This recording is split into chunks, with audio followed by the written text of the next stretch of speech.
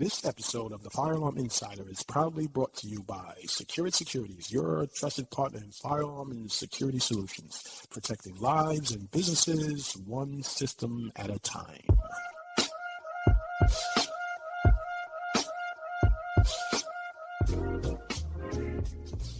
Welcome to the Fire Alarm Insider, the podcast where we explore the strategies, insights, and the tools you need to thrive in the fire alarm industry. I'm your host, Anthony T. Richardson. I'm licensed by the New York State to install and service fire alarm and security systems here in New York. And on each episode, we're going to uncover some tips to help you grow your business, develop your expertise, and protect what matters most. In today's episode, we're going to tackle a topic that's deeply personal to me, but incredibly common to a lot of people, and that's imposter syndrome. If you ever felt like you don't belong, doubted your qualifications, or worried that someone may find out that you're not good enough, then this episode is for you. Imposter syndrome can affect anyone, but I'll show you some actionable tips so you can overcome it and you can thrive in your career and business. So let's dive straight in. What is imposter syndrome and why does it show up? Understanding the root of imposter syndrome is the first step to overcoming it. So the first step I want you to understand is, how do you define imposter syndrome? It is the persistent feeling of self-doubt, insecurity, or fear of being exposed as a fraud despite the evidence of your achievement. I fall victim of this all the time.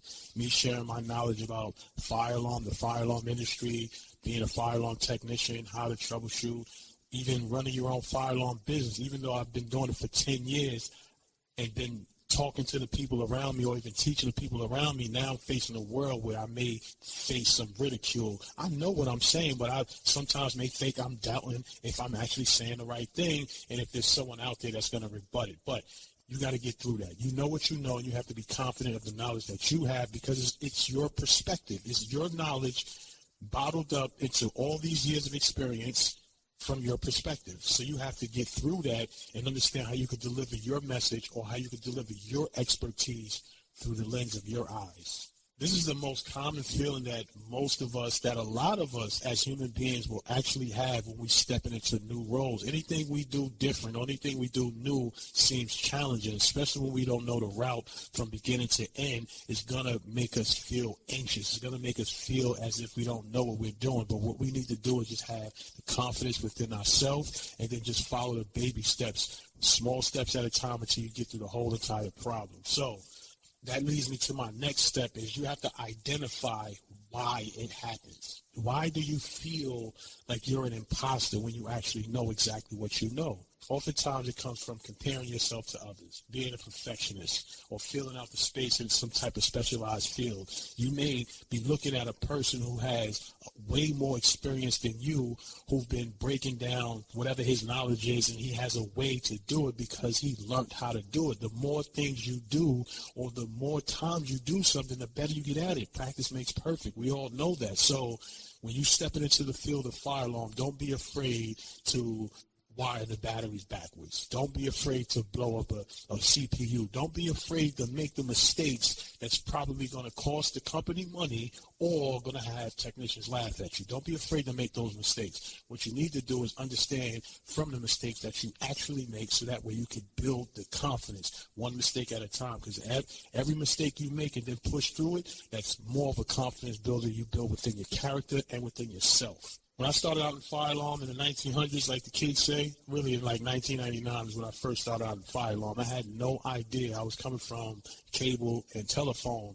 I had no idea of what a resistor was or what a multimeter was, parallel or series circuits. I had no idea what none of this stuff was. So this was a huge challenge for me, and it took me literally 10 years. I think that's that 10,000 or that 5,000 hours. Whatever that mark was, I remember that 10th year, the light bulb clicked off, like, oh shit, I get it. I really understand it now. I understand why they put an end-of-line resistor at the end of the circuit. I understand why we wire tamper switches up in series.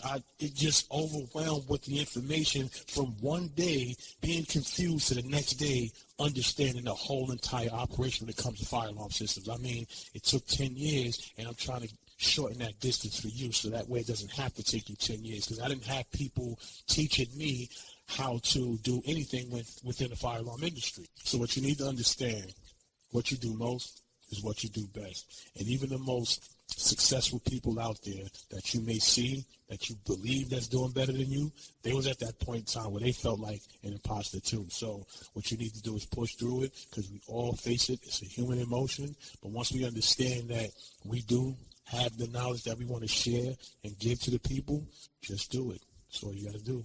And there will be people that support you, and there will be people that don't support you. Either way, it's going to get you to the people that really want to support you. The funny thing is, I used to think that I had to know everything about fire alarm systems just to feel qualified. It wasn't until I started to embrace continuing learning, meaning that I started to spend extra money on myself outside of the company to educate myself about this industry, so that way I didn't feel I need to know it all. I just need to know where I could go and find the answers. So the more avenues I had of resources, the more answers I was able to find. So I didn't need to have or retain all the information. It's just whenever I needed the answer, I knew which way to go to get my answer. That is what helped me become a better technician. In this next segment, I'm going to explain to you how you can overcome imposter syndrome. It's impossible to eliminate it overnight, but following these strategies can help you manage it a lot more effectively. The first one is you have to acknowledge your achievement. You have to know that if you went and took a course, if you passed that course and you got a certification for that course, you have an achievement. You know, if you've been working in the field for 5, 10, 15, or 20 years, you have that achievement. You know, whatever you've been doing most is what you are best at. So you are actually good at whatever it is that you're doing. So if we want to pertain this to fire alarm and you want to get better at fire alarm, you have to practice troubleshooting different types of fire alarm troubles there are out there, whether it be an open circuit, a ground fault. Ground fault is the most infamous trouble there is with fire alarm, and it's so easy to find and figure out.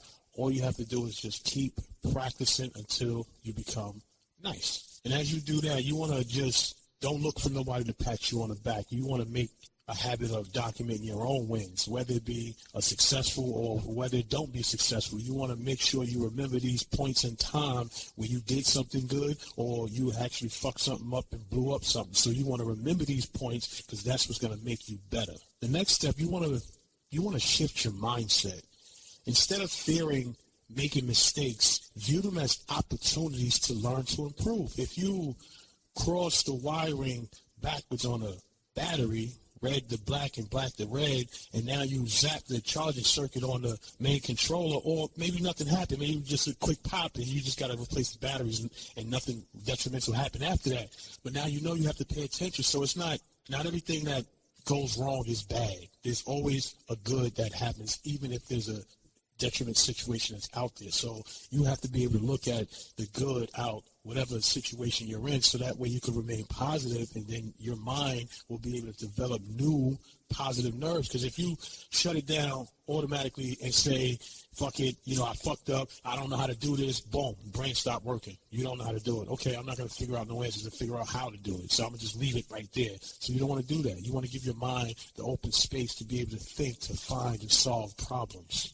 And the last thing is my favorite. I like to seek support. I don't advocate calling other technicians unless y'all cool, you know what I'm saying? But I used to always feel that these guys was feeling like job security or something like that. My thing is, if we all nice, that makes the company nice, man. Now, if one person is the nicest, then I'm trying to get information from him, and he's making me feel weird because I don't know the answer, or you're trying to make me feel as if I'm not smart enough because I'm asking you the question or I'm bothering you. I don't want to deal with that. What I do is I call tech support, and I sit on the phone with them, and I have them walk me through whatever problems they have. That's what they're there for. They're there for 8 hours to help you. Their job is to help you get through whatever problems that you're having. And the more problems you actually face, the better you get at troubleshooting, because it's not too many problems that there are out there when it comes to fire alarm. You run through repetitive troubles all the time. Dirty smoke, replace the smoke, open circuit, or somebody put a nail or chop the wire on the section because they did some construction. So once you find a problem, repair it, it's done. So just make sure you continue your education, seek your support. If you're cool with other techs out there, you definitely pick their brains. technical support, and read the manuals. Read the manuals. That will definitely help you. And then don't be afraid to mess up, man. Blow something up and figure out what you did wrong so that way you don't have to do it again, man. The company could afford it. Trust me, they can. You may have just started at a company working there 3 months, 6 months, and they want to put you in the field. They call that throwing you to the wolves. Don't be afraid. They're not going to send you to the hardest service calls. You'll probably be going to do some inspections, blowing some smoke and some air, cleaning some smoke detectors out, stuff like that. Or it's a little battery trouble, changing out some batteries. Then they'll graduate you up to maybe changing out devices and things like that. So the more work you do, the more confidence you build. So if you show up every day, you'll be fine. Your job is to make sure you show up every day and give 110% each and every day. At Secure Securities, we understand the importance of having a trusted partner in your corner. Whether you're launching your business or expanding your services, we're here to help protect what you've built. Visit www.securesecurities.com to learn how we can support you. So the next topic, I want to talk about transforming your imposter syndrome and turning that into full-blown confidence. Imposter syndrome can be a tool for growth if you reframe it as a sign you're stepping outside of your comfort zone, because that's all it is. We're doing something that we're not used to, stepping into a world we're not familiar with, and we have that fear of being judged. Oh, my hair's not done right. I got to, get my hair cut. My mustache ain't right. My makeup ain't on. I got to put my lashes in. They're going to laugh at me because my teeth crooked, or whatever the situation is. Nobody cares. Nobody really cares. It's not the thing that people want to see. They want to see the person doing the thing. That's what it is that they want to see. So your perspective is what they want to see. So you have to refine that or reframe that self-doubt and grow with that. So you push through. The way you push through it is, not giving a fuck pretty much, and doing it more and more. Putting yourself out there more and more will help alleviate that stress and that imposter syndrome. So you have to focus on the people that you serve. Who are the people that's serving you? You have to refrain from self-doubt as you grow. The more you do it, the more you put yourself out there, the more you educate your peers, your constituents, the population, your fans, whatever you want to call them. The more you do it, the better you get at delivering your message, the better you get at teaching, and the less you feel like an imposter, because now the people who you are talking to are receiving it, and they're reciprocating that same love back to you. So when you challenge yourself, like as if you're going to start a workout plan, and then you find yourself saying, I don't know if I can do 10 push-ups, and then you go through it, and then you do 10 push-ups, your mind is like, I could do 10 push-ups. How about I do 10 more? So you only have lack of confidence when you feel you've never done something before. So once you actually complete whatever that goal is, that's what builds the confidence. So get yourself out there, lose that imposter syndrome, because we all go through it. And the more you push yourself through it, the less you'll feel like a total imposter. You want to also focus on the people you serve, because when you focus on the people you serve, those are going to be the people that reciprocate that love back to you. They're going to say, yeah, oh, man, I appreciate that information. That's just what I was just telling my cousin the other day, John and them and whatnot. Hey, could you do me a video on this right here, man? That's, whatever that, you have to focus on the people that you serve. When you focus on the people that you serve, you're reciprocating the love back and forth. You're giving them the information, and they're giving you back the feedback, so that way you can build your confidence and either create more videos so that way you can help them even more. So if you focus on the people you serve and wean out that extra noise, it'll be easier for you to push through that imposter feeling syndrome, because you're actually giving yourself who you are. You coming up and showing up as you are. So you can't be an imposter when you are who you are. So you just have to be who you are, show up as you. They say your authentic self. Just show up as you, and don't care about trying to be somebody else, because you ain't trying to be nobody else. You're just trying to be yourself and deliver things from your perspective. And the last thing is, you want to celebrate the progress. You don't want to do things to be perfect. You don't want to have the lighting. You don't want to have the camera, the film crew, the perfect script, the perfect everything before you actually turn the camera on and start sharing your information. You want to get out there as soon as you can. Get out there in the mud. Talk about it in the dirt. That's where you meet the people. You don't want to meet the people at the top because not most of us at the top. All of us is mainly at the bottom. So you don't need to come with all the craziness, all the extras and whatnot. Just come being you, regular phone. Even if the quality is trash, it don't matter. What people want is the message. The message is what's important. So celebrate your progress and don't worry about being perfect. Just put the information out there. So remember, the people who matter is your clients, your team, and your community. They aren't looking for perfection. They're looking for someone who cares, who's reliable, and who's willing to learn and grow with them. So push through that imposter and just be yourself. Thank you for joining me on this episode of the Fire Alarm Insider. I hope in today's discussion and help you understand and combat imposter syndrome. Remember, the fact that you're here learning and growing is proof that you belong and you've got this. So don't forget to subscribe to the Fire Alarm Insider on your favorite podcast platform and follow us for updates and bonus content. For all your fire alarm and security needs, visit our sponsor, Security Securities, at www.securitysecurities.com. Until next time, stay safe, stay secure. Catch you on the next one. Peace. This episode was made possible by Security Securities, protecting lives, securing futures. Visit www.securitysecurities.com to learn more.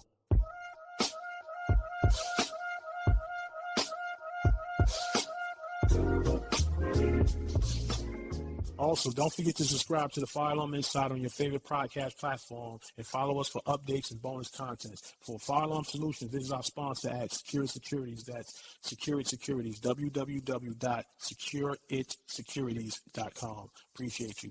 Catch you in the next episode. Peace.